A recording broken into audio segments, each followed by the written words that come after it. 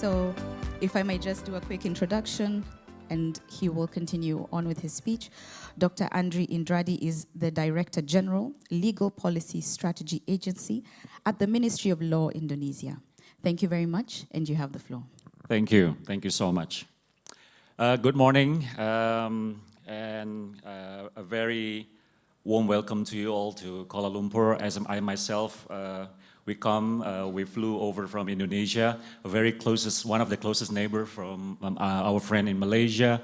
But I'm very delighted here to stand before all of you to present one of the most breakthrough of Indonesian proposal at the World International Intellectual Property Organizations in Geneva in regard to the royalty within the digital platforms.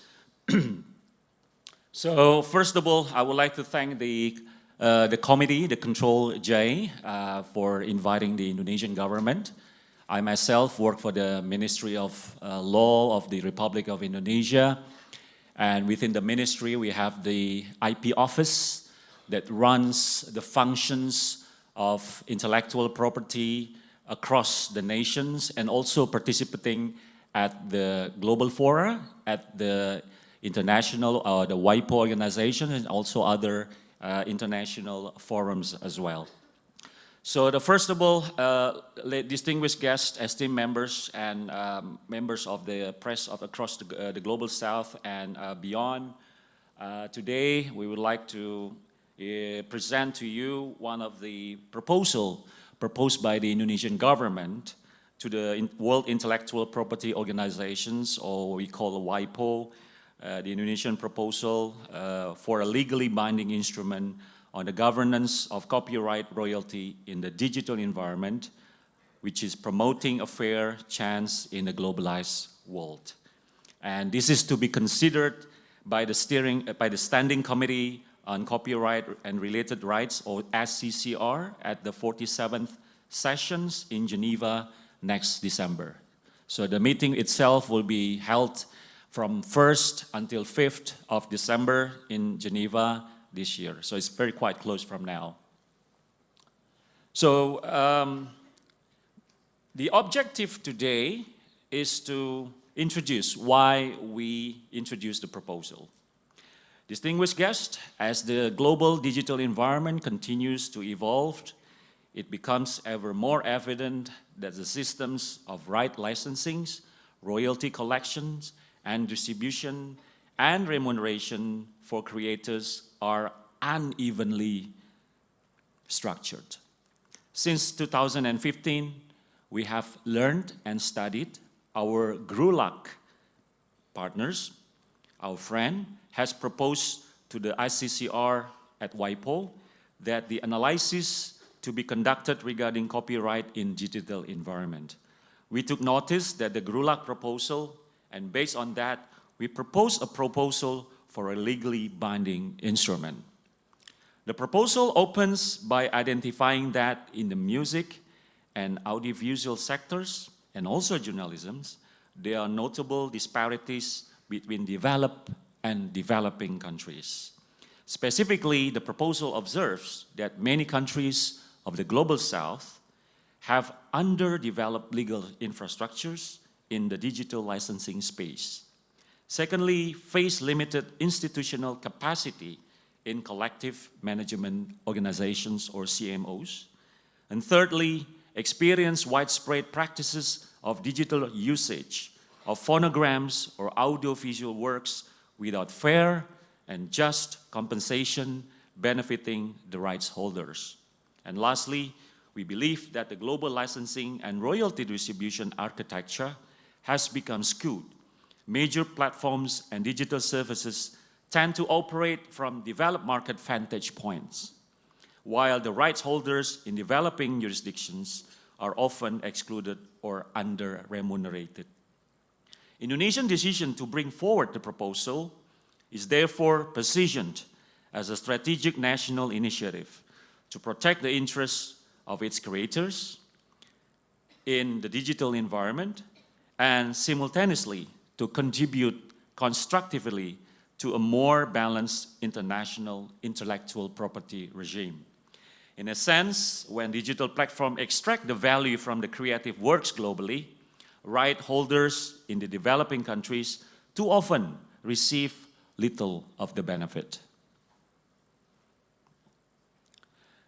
So what we identify, distinguished guest, the proposal identifies 4 interlinked problem areas in the governance of copyright royalties in the digital environment. First, frameworks for royalty collections and distributions. The mechanisms by which royalties are collected, for example, by the CMOs or other intermediaries, and then distributed to the rights holders, are often suboptimal, especially in jurisdictions with weaker institutional capacity. Second, mechanisms for royalty allocations. Beyond collections, there are questions of how allocations are made. How much goes to the whom, on what basis, with the transparency. The proposal argues that current mechanisms are often opaque or inequitable.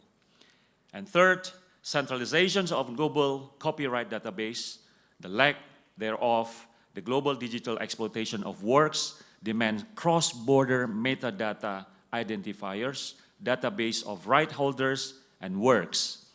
The proposal highlights the absence or fragmentations of such data undercuts efficient licensing and remunerations.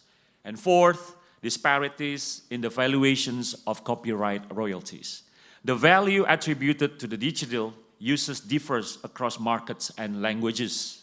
This is quite unique and also quite sensitive. The proposal points out that the right holders in developing countries may be subject to significantly lower valuations or weaker bargaining power. Now, the objective, this is in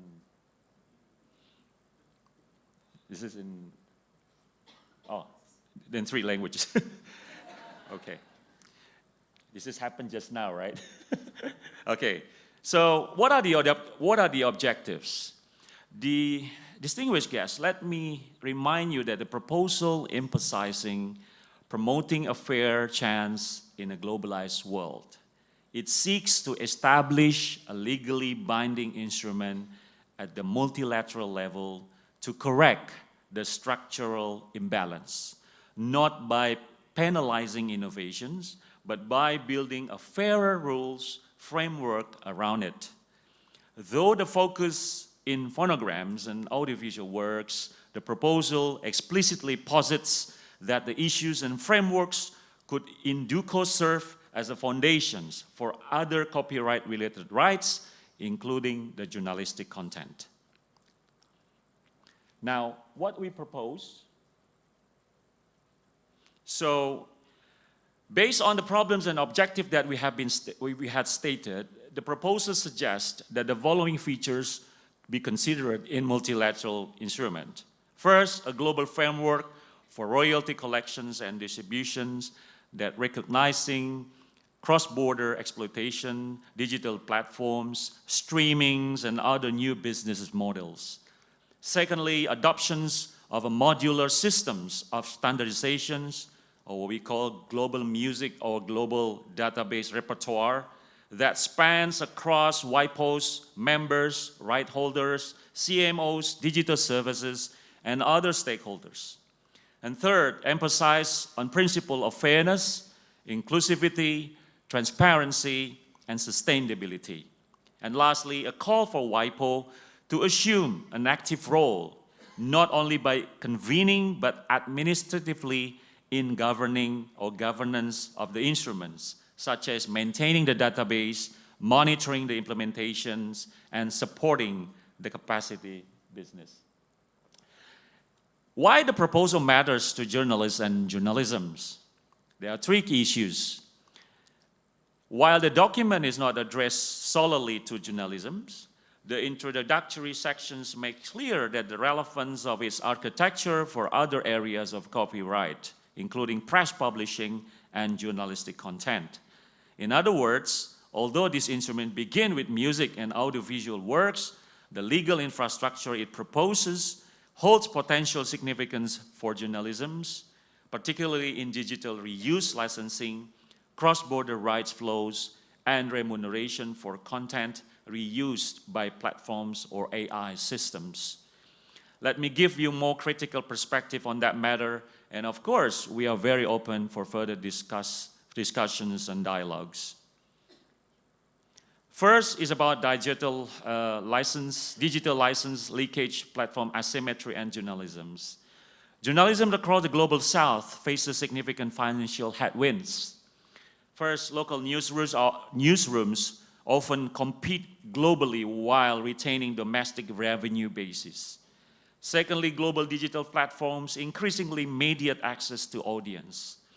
And AI-driven reuse of textual and multimedia news content shift the value to new intermediaries. In this environment, the structural imprint of royalty governance issues in music and audiovisual sectors resonates strongly in news. When content is republished, summarized, excerpted, aggregated, or used in AI-generated contexts, it may pass through entities or jurisdictions where rights flows are weak. Metadata identifiers and right holders registries are often incomplete in smaller markets, rendering value capture difficult. And lastly, platforms often operate globally, but rights remuneration system remain largely national or fragmented. So the mismatches burden right holders in developing countries. Hence, the governance challenges identified in the proposal echo precisely the problems facing journalism in the digital and AI-mediated ecosystem.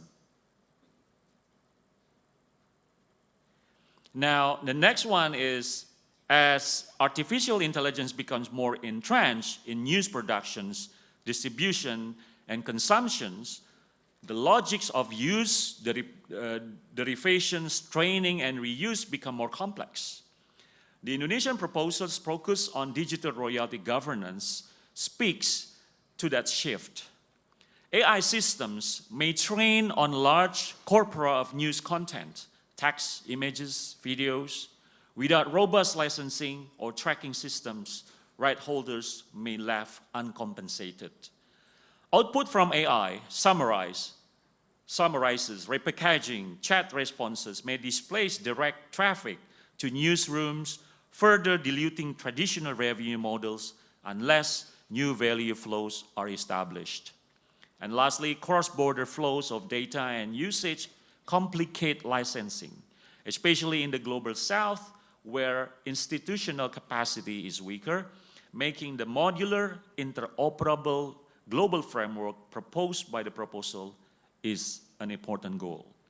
For journalists and newsrooms, understanding the paradigm shift in the rights governance is no longer optional. It is imperative to survival and sustainability. And the third aspect, equity, development, and plural media ecosystems. The proposal's framing emphasizes the need to redress structural asymmetries in a global value chains. For journalism in the global south, the stakes are about more than money. They are about plurality, local reporting capacity, language diversity, and investigative journalism. If the remuneration system continues to funnel value predominantly to global platforms or right holders in major markets, local newsrooms risk being marginalized. The Indonesian proposal draws attention to this kind of global imbalance in creative industries. And the same lens applies to press, publishing, and local journalisms. Without enabling frameworks, the digital ecosystems may exacerbate inequality rather than reduce it. So what's beyond? Distinguished guests, our message in this, although the proposal does not yet specify specifically on journalism rules, since The architecture will shape the ecosystem in which news is created, licensed, syndicated, summarized, and reused. Here, why you should stay engaged with us. When AI systems integrate news content for training or synthesizing without clear rights frameworks, the outcome may be the newsrooms receive little or nothing in return, even though their reporting fuels global information flows. News contents, text, images, and videos may increasingly be treated like creative content, like music, audiovisual, under rights regime. So there is a very clear connection now between the journalistic works with the three regimes regulated under the IP laws that is now being regulated under the international conventions. So in that sense, the standards developed for royalties in the proposal may later extend to the press publishers and also for journalists. Now, if global licensing metadata, identifiers, and right registries become standardized, as I mentioned earlier, newsroom systems that integrate such as metadata will gain interoperability and feasibility, improving the chance for remunerations and attributions. So what I mean by here that before we can fight for more just and fair royalty or compensations, we have to establish a more transparent system. And this also includes for our colleagues from the journalism group. As the Global South, all of us face the same structural challenges: institutional capacity, metadata gaps, fragmented right flows. The proposal addresses precisely those issues, making this is not an abstract issue, but a practical one for you, for your profession and countries. In short, this is not only about the copyright discussion, but this is a discussion about the economic infrastructure of journalism in digital area. So, distinguished guests, Indonesia would like to invite everyone. In introducing the proposal, Indonesia invites everyone to seriously consider the following premises. And I understand that this forum is under this auspicious forum. I understand that most of the major Global South countries, Indonesia, Brazil, South Africa, together come along. Even Paula have flew 30 hours, more than 30 hours, to come over to Malaysia. I think this is a very good start for us to unite our spirit together, to fight, to uphold, to establish a more fair and just remunerations on copyright. So the first of all that we like to reemphasize is digital exploitation is a global and often cross-border. Platforms, streaming, downloads, and AI do not respect national boundaries. Right governance must therefore reflect that reality. Secondly, national systems alone are inefficient. While domestic legislation is important, without interoperable global data, identifiers, and collection and distribution mechanisms, creators in smaller markets remain disadvantaged. And the third, transparent and auditable system matter. Fairer is closely tied to transparency. Knowing how royalties are calculated, how allocations are made, where the value will go. The proposal emphasizes these as fundamental foundation. 4, capacity building and institutional support are indispensable. For many jurisdictions in the Global South, the challenge begins with legal infrastructure, institutional capacity, digital right data, and database management. Equity necessitates supports. And lastly, the outcome must balance between innovations and rights protections. The digital age and AI innovation must not be stifled, but nor should rights holders be left without meaningful participations in value creations. By proposing a legally binding instruments, Indonesia signals that patchwork or voluntary regimes are inadequate, and also, therefore, stronger, coherent frameworks are required. And this comes to the concluding remarks of my keynote speech, please allow me to summarize the key takeaways. The proposal is a forward-looking proposal that recognizes the asymmetries of the global digital environment and seeks to build a fairer, more transparent, inclusive, and sustainable rights remuneration framework for the digital age. It is grounded in the realities of platforms, data flows, cross-border exploitations, and the pressures faced by right holders in the Global South. The logic of the proposal lays down in the applicable to journalisms. Indeed, the proposal itself points to that possibility. For journalists and media organizations, the introduction of this proposal matters because it signals a shift in how digital content, platforms, and right holders be governed, and it gives you the opportunity to participate and help shape that shift. On behalf of the Ministry of Law of the Republic of Indonesia and on behalf of all the communities in the Global South, we would like to invite you to engage together with the upcoming WIPO processes to lend your voice to the conversation and to ensure that the newsrooms, reporters, journalists in emerging markets are not left behind in the digital rights economy of the future. With that, I thank you for your attention. I look forward to the dialogue and collaborations that will flow from this important meeting in the global digital governments. Thank you very much and a very good morning. Thank you.